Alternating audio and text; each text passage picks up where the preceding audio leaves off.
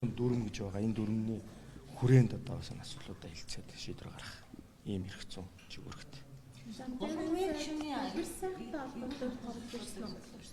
Дэлгэр сайхан гишүүнтэй холбоотой гомдол хэлмэдийн байгууллагаас ирсэн. За энийг оюун сайхны алтан гэрэл гишүүнээр асуусан бас мөн 3 гишүүний бүртгүүлэлт ажлаас ажиллаж байгаа. За удахгүй бас одоо санал өгөлтөд босруулаад дэд харан танилцуулна гэсэн мэдээллийг өнөө өглөөс алтан гэрэл гишүүн өгсөн. Энэ ёс зүйн дэд хорооны хариуцлага хүлээлгэгдэг энэ зарчим арай жоохон султаад байгаа юм шүү. Гишүүд нэг тэр болгон тоохгүй байгаа мó гэж анзаарагдаад байгаа. Жишээлх юм бол Нарантай Наара гишүүнд өмнө бас ингээд цэцлэгийн хариуцлага тооцчихсэн ч гэсэн тэр гишүүний зам байдал гэдэг юм өөрчлөгдсөн зүйл байхгүй байна тий. Тэгэхээр яг энэ талаар та ер нь бас яг ёс зүйн хариуцлага гэдгээ бид нар их олон зүйлээс ялгаж салах ёстой шүү. Жишээлбэл сахилгын хариуцлагаас зөрчлийн хууль, эрүүгийн хууль гэд бусад одоо энэ захиргааны зөрчилтэй холбоотой асуудлуудаас ялгаж салах ойлгох ёстой. Өнөөдөр бол бид улсын хурлын гишүүний ёс зүйн дүрм гэдэг одоо энэ өмнө парламентод батлагдсан дүрм гэж.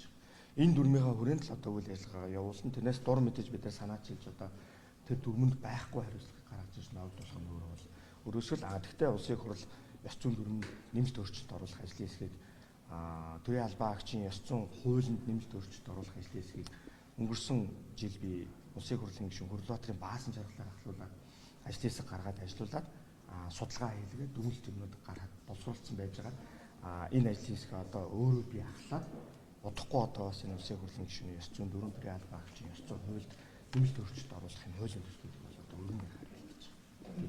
Энэ дээр бид нар энэ хариуцлагын асуудлыг илүү чангаруулах тийм ээ. Таны хэлж байгаатай би бас тодорхой төвсөн санал нэг байна. Ер нь бол иргэд ч гэсэн энэ талаар нэлээдгүй одоо шүүмжлэлийг хийлдэг. Энэ ёс зүйн хариуцлага чинь сул байгаа юм шүү гэдэг асуудлыг ялангуяа яг өнөөдөр энэ ард түмний элч гэж төлөөлж сууж байгаа улсын хурлын гишүүнд навдуулж байгаа энэ ёс зүйн хариуцлагыг бол одоо хариуцлагын хүрээнд бол их суулгах гэсэн төлөвлөлтөөс би ч санал нэг байгаа. Гэхдээ яг хариуцлага тооцоолж байгаа тухайн хувь албанчаалтан гэдэг талаас нь бас одоо үзэхэд бас ёс зүйн хариуцлагыг бас хувьд бол нэлээд хүнд тусдаг хариуцлага байна. Булгамжийн даргатай ямар хариуцлага тооцох юм бэ?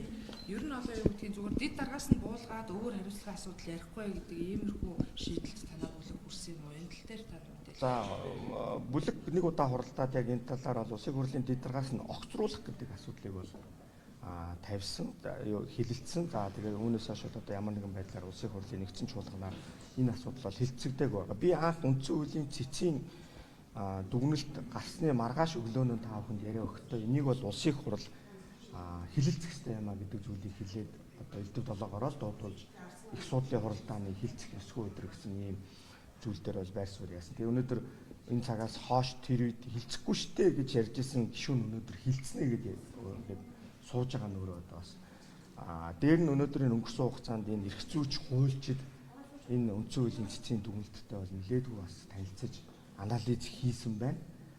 Энэ дагууч одоо өнөөдөр манай зарим улсын хурлын гишүүдтэй Тэмүүжийн гишүүнээс ахуулаад яг онл практикийн түвшинд, суур онлын түвшинд энэ цэцгийн дүгнэлтээр нэлээдгүй судалгаа хийж бас олон нийтэд ингээд танилцуулаад явж байгаа юм байлээ. Би ч өөрөө энэ дээр бас нэлээдгүй бас анхаарал хандуулаад ингээд явж байгаа. Өнөөдөр үндсэн хуулийн цэцгийн дүгнэлт гэж дүгнэлт. Тэгээ энэ дүгнэлт гэдэг маань өөрөө яг юу гэдгийг би бас хилцүүн эрдэмтэд судлаачдаас хүртэл асуусан. Энэ бол одоо нэг үгээр хэлэх юм бол санал юм аа. Санал. Шийдвэрийн нэг төрөл мөн үгүй л мөн. Гэхдээ энэ бол хууль зүйн санал гэж үзэж байгаа. Улсын хурлд оруулж байгаа санал. Гэтэл нөгөө агуулгаар нь үзэхээр өнөөдөр их судлалын